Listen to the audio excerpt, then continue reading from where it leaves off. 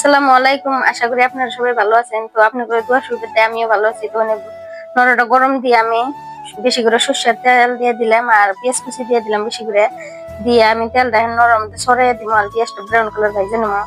তো বেগুন কটা ধুয়ে আমি একদম পানি ধরে নিয়ে নিছি। বেগুনের সবজিটা আমি নরম মধ্যে ডাইলে দিলাম দিয়ে ভালো করে নাড়াচাড়া দিয়ে তারপরে আমি হলুদ মরিচ যা যা লাগে পরিমাণ মতন দিয়ে দিলাম। তো লবণ দিয়ে দিলাম 1/2 চামচ হলুদের গুঁড়ো, 1 চামচ শুকান মরিচের ফাঁকি আর 1 চামচ কাঁচামরিচের পেস্ট দিয়ে আমি এখন ভালো করে সবজিটা নাড়াচাড়া দিয়ে ঢাকা দিয়ে রেখে দিই। তো আমি বেগুনের সবজি যে প্রসেসে বানাই আপনারা যদি আজকে ফুল ভিডিওটা দেখেন আর আমি কিভাবে করে সবজিটা বানাই ফুল ভিডিও দেখলে গেলে সে বুঝবেন, না দেখলে কিন্তু বুঝবেন না। তো আমার রেসিপিটা যদি ফলো করেন না বেগুনের সবজি এত সুস্বাদু হবো আমার কথা আপনারা জীবনে একদিন হলে মনে করবেন, যখনই বানাবেন আমার কথা তখনই মনে করবো যে আমি ও মুখের রেসিপিটা দেখে বেগুনের সবজিটা বানাইছেন, সত্যি অসাধারণ। তো আমি এখন গ্যাসের চুলাটা দেখতেন যে একদম লদ দিমু।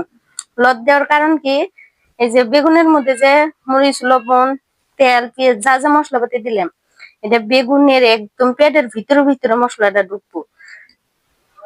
দেখেন কতটা সত্যি না মিশে বেগুনের উপর দিয়ে কিন্তু একদম তেল ছাড়িয়ে গেছিল, কত সুন্দর কালার এসে বেগুনের। তো আমার সবজিটা কষানো এই আসলো, এখন আমি পরিমাণ মতো এনে পানি দিয়ে দিন। পানিও কিন্তু বেশি দেওয়া যাবো না, একদম বেগুনের গায়ে গায়ে যেন লাগে থাকে এরকম করে পানি দিবেন। তো পানিটা বলো করে আসলে গেলে আমি যে মাছটা দিয়ে দিলাম, করে চিংড়ি মাছ আছিল, আমি অন্য সবজি বানাইছি।